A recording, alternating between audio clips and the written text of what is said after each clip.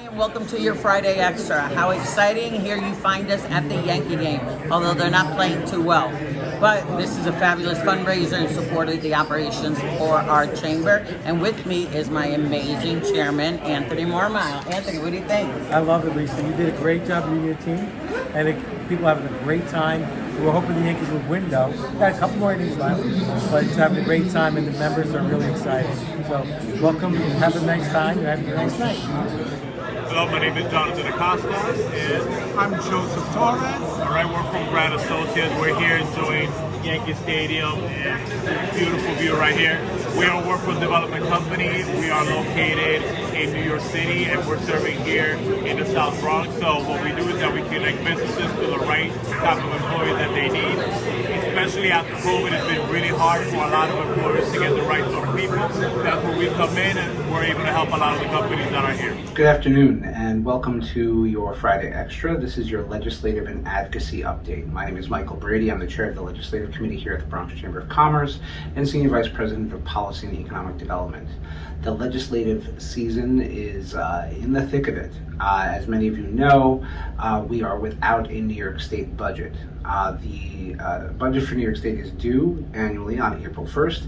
However, the budget has been missed this particular year, and we're working very closely with our partners at the governor's office, in the Assembly, and in the Senate to ensure that not only does New York State get an on-time and balanced budget, but also that business priorities are included in that budget. We're working through items such as minimum wage, bail reform, criminal justice reform, taxes, and how casino fees and things of that sort. So it is a very busy time for the Bronx Chamber and our legislative staff. But just as an update on that, a budget extender was passed by the state legislature today. The idea is that extender will give our state colleagues through April 10th to develop a state budget, and it gives us that budget extender for state programs to continue moving forward. A little bit more specific outside of our budget priorities, CAPS legislation. The Bronx Chamber, in collaboration with our CAPS Coalition, which is a stakeholder group of 5,000 diverse small businesses from around New York State, we've joined together to create a package of legislation that addresses the lack of enforcement and accountability, particularly as it comes to retail storefronts. We're urging Governor Cuomo and the legislature to pass three distinct bills in the Senate and the Assembly that go through things from increasing fines and penalties for assaulting a retail worker or an owner to a Class D felony, just as they are with livery drivers, utility workers, and other essential workers. Additionally, we have a Hoylman bill, which creates the offense of fostering the sale of stolen goods. So again, it will introduce a punitive measure for folks who are going through maybe participating in retail theft and then turnkeying those goods elsewhere.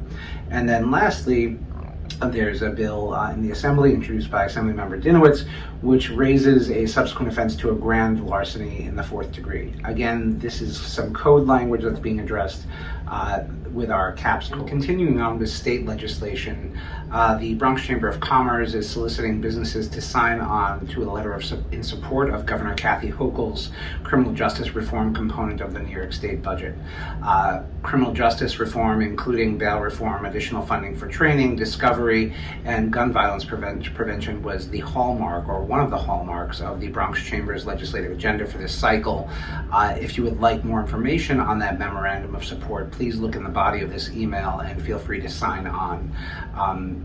Again, bail reform and criminal justice reform have been highlighted time and time again as being a priority of our members. And continuing on with our state legislation, particularly in the areas that have been flagged by our Bronx Chamber of Commerce legislative agenda.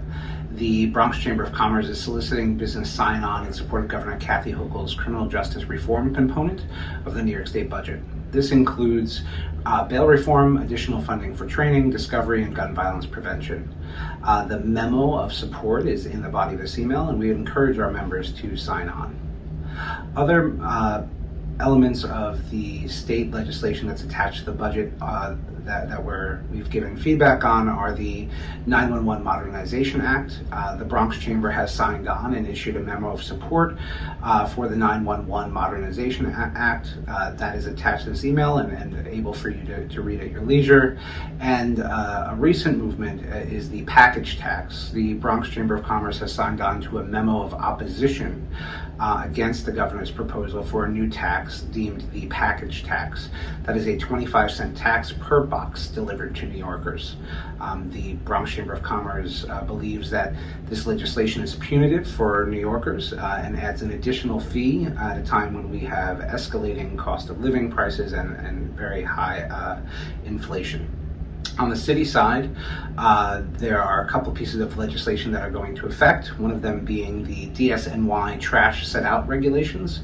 Set-out times for waste have changed effective April 1st to keep our streets clean. There is a 30-day cure period to allow businesses to remedy any fines that they may have. And I invite you to look in the body of this email to see specifically what the law presents in terms of commercial waste set-out times.